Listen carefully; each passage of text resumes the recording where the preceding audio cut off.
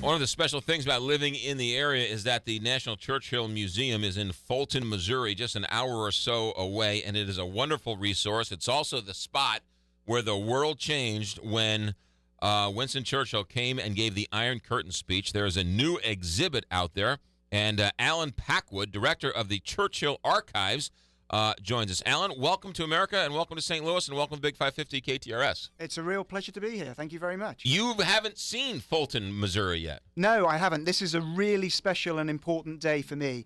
As director of the Churchill Archive Centre, I've spent a lot of time following in Churchill's footsteps. I've followed him around the UK, I followed him to Cuba, I've seen some of the places where he painted in France. But for me, it's really exciting and really special to be able to come to Fulton, Missouri to see where he gave one of the most important speeches of his career, and certainly his most important post-war speech. And not only just his important speeches, but a speech that defined the 20th century. Well, it did. I mean, you can really trace the origins of the Cold War to this speech. This is the 5th of March, 1946. The Second World War has only been over for a few months. Churchill has lost the 1945 election. This has sort of plunged him into gloom. But he receives an invitation from the President of the United States, from Truman, to come here to Fulton, Missouri. There's a wonderful letter that we have in the archive, which Truman annotates, saying, "This is a wonderful college in my home state. If you come, I'll introduce you." Churchill, of course, jumps at the chance. He comes here and he uses the occasion to deliver a warning for the post-war world, a warning about communist domination in Eastern Europe, and he uses it to make an appeal for particularly the United States and the United Kingdom to stand together and to work together for post-war peace. He uses the phrase Iron Curtain. Yes, he does. Did he know that that was the phrase that was going to stick? I don't think he did. Interestingly, the speech was actually entitled "The Sinews of Peace." That was his title for it. But of course, this one passage did stick. And it is a typical example of Churchill using the right language for the right moment. It's not clear that he actually coined the term Iron Curtain. There's some evidence that Goebbels was using it to actually describe the Russian advance towards Berlin. But either consciously or subconsciously, he adopted it and, of course, turned it into that sort of characteristic Churchillian rhetoric. From Stettin in the Baltic to Trieste in the Adriatic, an Iron Curtain has descended across the continent. Alan Packwood is our guest, director of the Churchill Archives. You're in from Europe. You're in from England. And you haven't seen the museum, but you're so excited. You've traveled halfway around the world to see it, which means if you live in St. Louis, it's only an hour away. It's a shame, such great history right here at our fingertips, and we don't take advantage of it. Absolutely. Well, I would hope that many of your listeners here in St. Louis have already been out to see the museum. If they haven't, they should certainly go. And if they have, they should go again, because it is a really dynamic place with changing exhibits and changing programs, and there's always something new to see. For example, they're just in the process of launching a new exhibition about D-Day, and of course we've got the 70th anniversary of D-Day coming up in a week or so's time. Yeah, so tell us about this D-Day Normandy exhibit at the museum. Well, the D-Day Normandy exhibit is a number of paintings done by US Navy artists who were actually there on the 6th of June, and it's their first-hand impressions of those landings. So of all the people we sent, we also sent artists to paint pictures of it? Well, I think you had people there who were also artists. You have to remember Winston Churchill himself, when he wasn't politicking, when he wasn't writing, was also an artist. Mm-hmm. Which is a lot of things people are going to learn about Mr. Churchill that they didn't know about. He was an artist, a great writer. What are some of the other things that people may find surprising? Well, I mean, for me, one of the great things about working with Churchill's papers is that there are always surprises.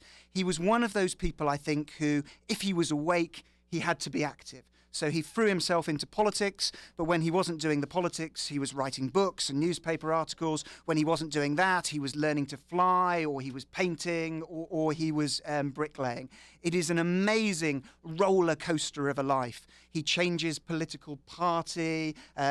He seems to suffer incredible defeats at times and loses office, but then shows this Churchillian resilience, this never give in, and is able to bounce back. Here's what I don't understand. That the English people voted him out of office before the end of the war.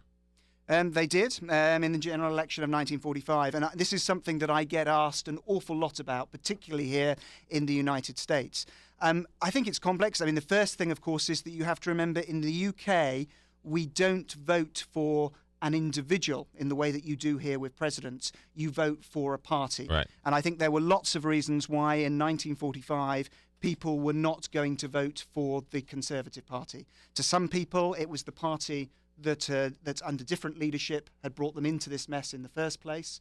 I think there was a feeling that the Labour Party would implement social reform at home quicker, and after 5 years of war and privation and hardship, people actually wanted those social reforms. There was a feeling that while Churchill was a great war leader, actually he might keep the troops in the field for longer, and particularly those serving overseas, their primary aim was to get home. I think there are all of these things coming together. Plus, I think that by 1945, after 5 years of incredible stress, Churchill himself is showing signs of tiredness, and I don't think he handles that 1945 election campaign particularly well. He's focused on the big picture on the international stage. Roosevelt gets reelected 4 times. Yeah. Churchill gets booted out at the end of the war. Alan Packwood, I only have just 1 minute. Did Churchill die penniless? No, he didn't. But he was very lucky in that he was always able to sustain his lifestyle. And of course, he had this great lifestyle of cigars and champagne. He was always able to sustain that through his writing. But he used to joke that he did it from pen to mouth. And certainly that often worried his wife, worried others around him. But a grateful nation, or at least grateful group of friends, rallied round and bought his house for him at the end of the Second World War so that he could be sure that he did live out the rest of his life. So he did have some financial problems towards the end. He certainly, at different points during his life, he has financial problems. I think by the end, when he goes and writes his history of the Second World War, he manages to secure both his financial future and also, crucially, his place in history. Alan Packwood is in for the first time from London to go see the National Churchill Museum. The new exhibit is the D-Day Normandy exhibit. The website is nationalchurchillmuseum.org. Fulton, Missouri is what? An hour away from here? So it's well worth the trip. Alan, welcome to St. Louis. Welcome to the show. Enjoy your trip, and if you ever need us, give us a holler. Thank you so much. You got it. It is 9 o'clock. We'll check traffic. No, we won't check traffic. We'll check ABC News.